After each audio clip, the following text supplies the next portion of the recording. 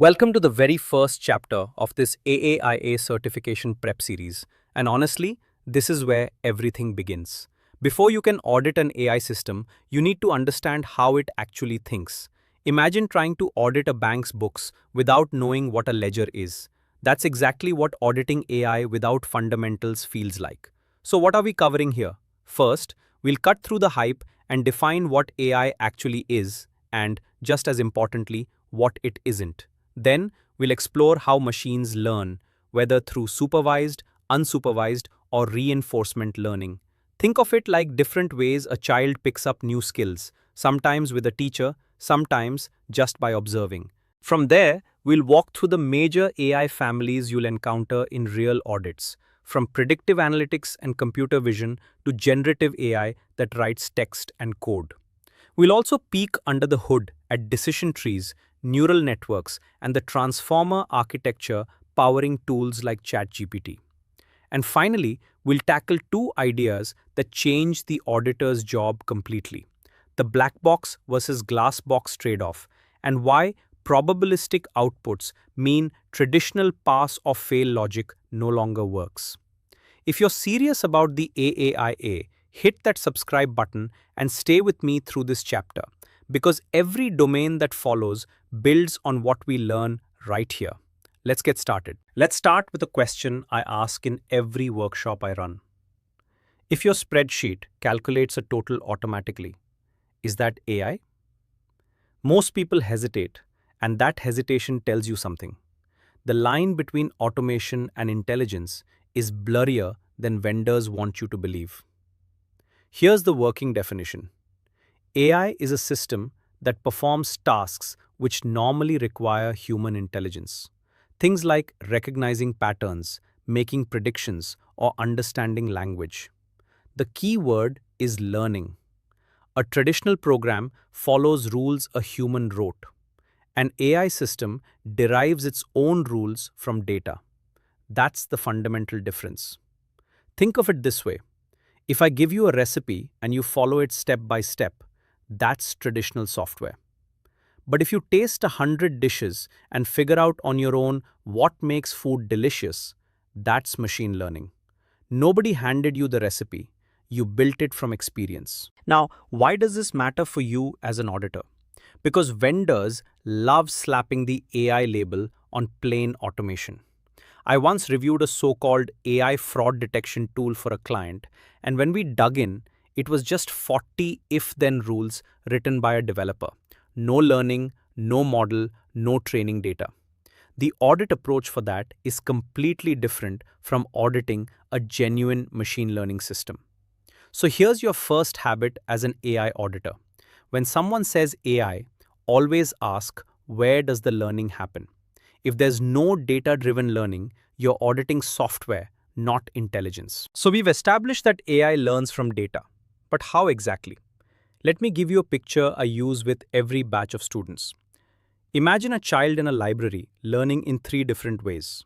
First, supervised learning. This is the child with a teacher sitting beside them showing flashcards. Here's a picture of a cat, and here's the label saying cat. Show enough labeled examples and the child learns to recognize cats on their own.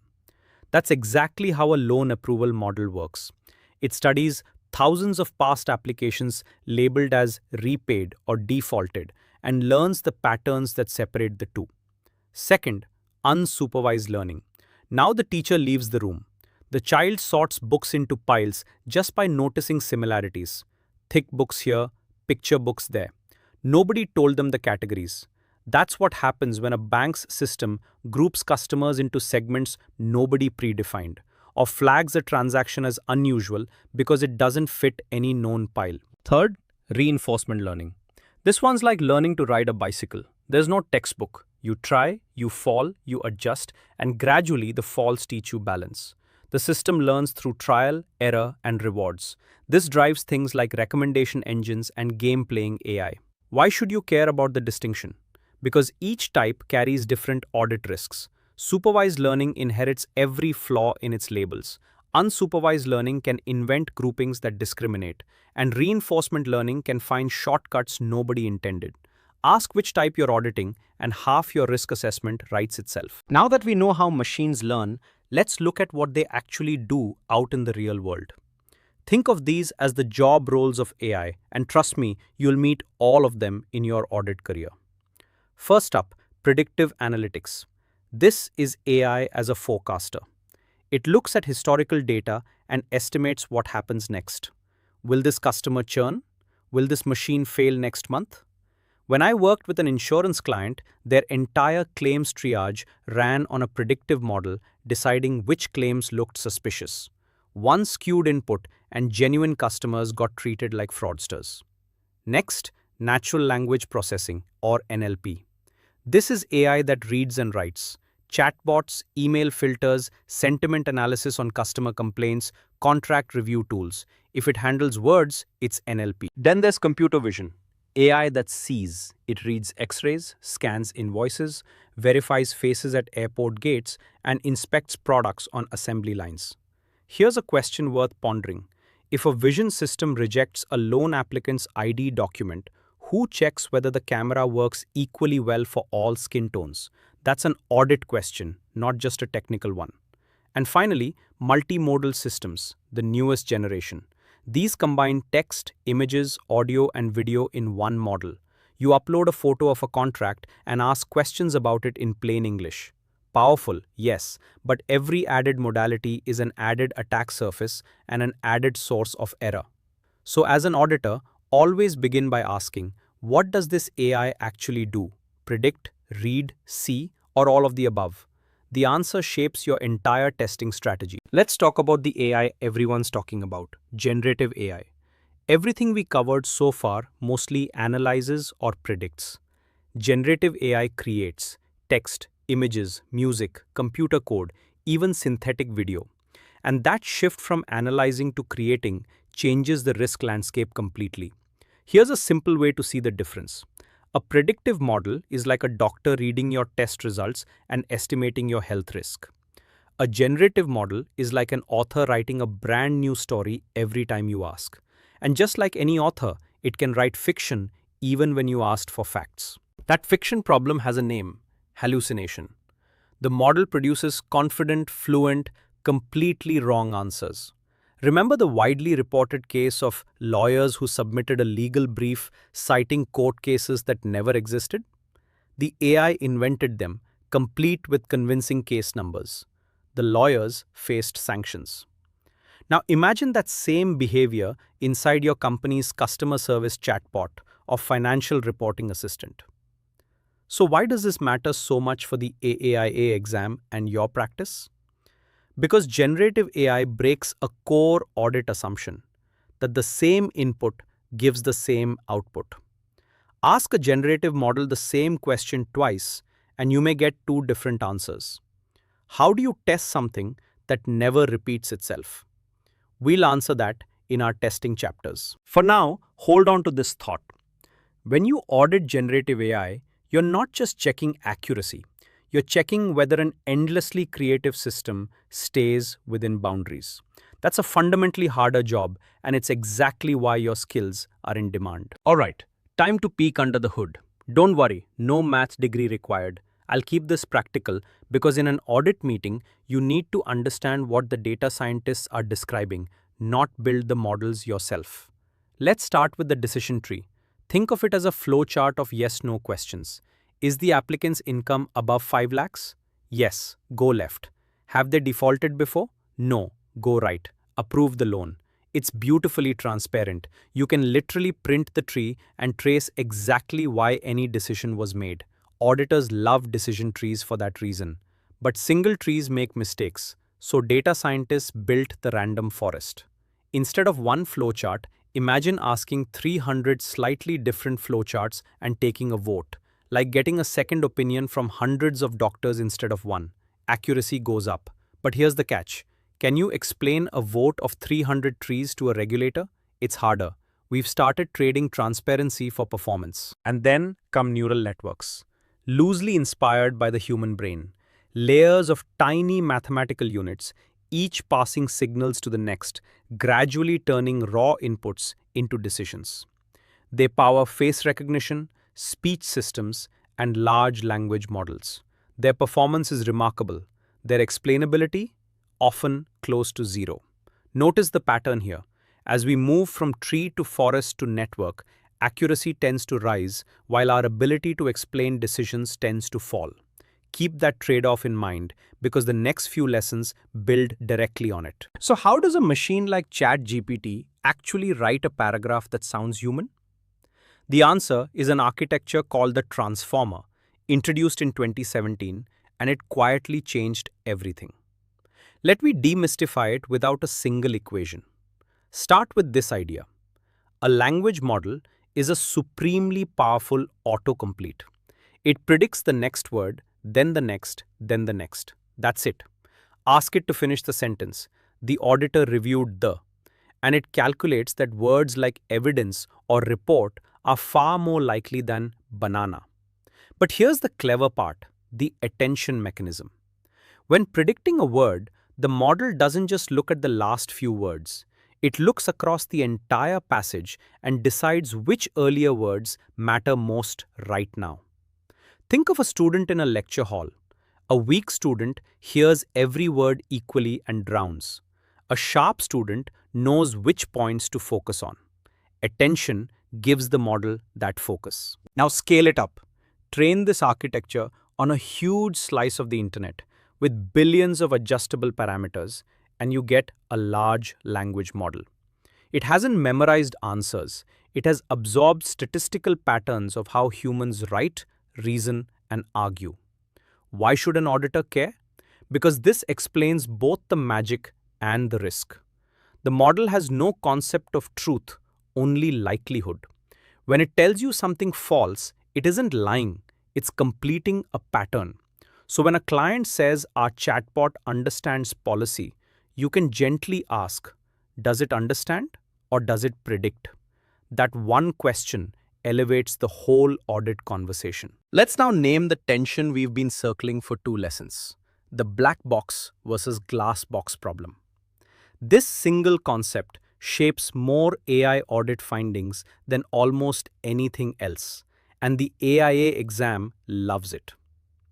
A glass box model is one you can see into. A decision tree, a simple regression, a scorecard. You can trace every input to every output. If a customer asks, why was my loan rejected? You can show them the exact path. Beautiful for auditors, regulators, and customers alike. A black box model is the opposite. A deep neural network with millions of parameters gives you an answer, but the reasoning is buried inside layers of mathematics that no human can directly read. It's like a brilliant consultant who gives flawless recommendations but refuses to show any working. Would you sign off on that consultant's advice for a billion-rupee decision? Here's where it gets interesting. Organizations often choose black box models because they're a few percentage points more accurate, and that's a legitimate business choice. But someone must consciously own the trade-off. When I reviewed a hiring algorithm for a client, nobody could tell us why certain candidates scored low. The model performed well statistically, but the company couldn't defend a single individual decision. That's a governance failure, not just a technical one. So here's the auditor's mindset.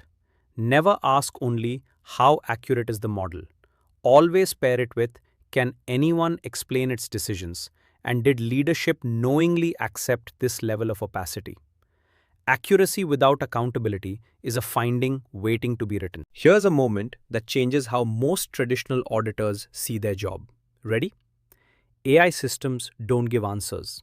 They give probabilities. And once that sinks in, you'll never audit the same way again. Think about traditional software. If payroll multiplies hours by rate, the answer is either right or wrong, deterministic, same input, same output every single time. Our entire audit toolkit, test once, verify, sign off, was built for that world. Now look at an AI fraud model. It doesn't say this transaction is fraud. It says there's a 73% chance this is fraud. Someone then picks a threshold, say anything above 70% gets blocked. Change that threshold to 60 and suddenly thousands more customers get flagged. Same model, same data, wildly different real-world outcomes. So let me ask you, who chose that threshold in your organization and did anyone document why? And it goes deeper. A model can be wrong on an individual case while being right on average. A cancer screening AI that's 95% accurate still misses one patient in 20. Is that acceptable? For movie recommendations, sure. For medical diagnosis, that question deserves a committee, not a shrug. This is why pass or fail audit logic breaks down with AI. You're no longer verifying correctness. You're evaluating whether the error rate is understood, justified, monitored, and acceptable for the stakes involved. Keep this lens handy because our next lesson tackles the misconceptions that trip up auditors who haven't made this mental shift. Before we close this chapter, let's clear out the mental clutter. Over the years, I've watched smart, experienced auditors stumble on AI engagements, and it's almost always because of one of these misconceptions. Let's make sure none of them trips you up. Misconception 1. AI is objective because it's math. Sounds reasonable, right? But a model is only as neutral as its training data, and data is a record of human decisions complete with human bias. A hiring model trained on 10 years of biased hiring will faithfully automate that bias at scale with a straight face. Misconception 2. High accuracy means the model is fine. A model predicting loan defaults can hit 95% accuracy simply by approving everyone if only 5% of people ever default. Accuracy alone can hide complete uselessness.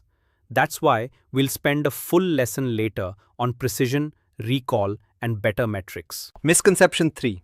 We tested it before launch, so we're done. AI degrades. The world changes, customer behavior shifts, and a model trained on last year's patterns quietly rots. It's less like software and more like milk. It has a shelf life. Auditing only at deployment is like inspecting a bridge only on opening day. And misconception 4. This is too technical for auditors. Absolutely not. You don't need to build models. You need to ask disciplined questions about ownership, evidence, and control, which is exactly what you already do. So congratulations, you finished the foundations. Next chapter, we go inside the anatomy of an AI system. See you there, and if this is helping, do subscribe so you don't miss it.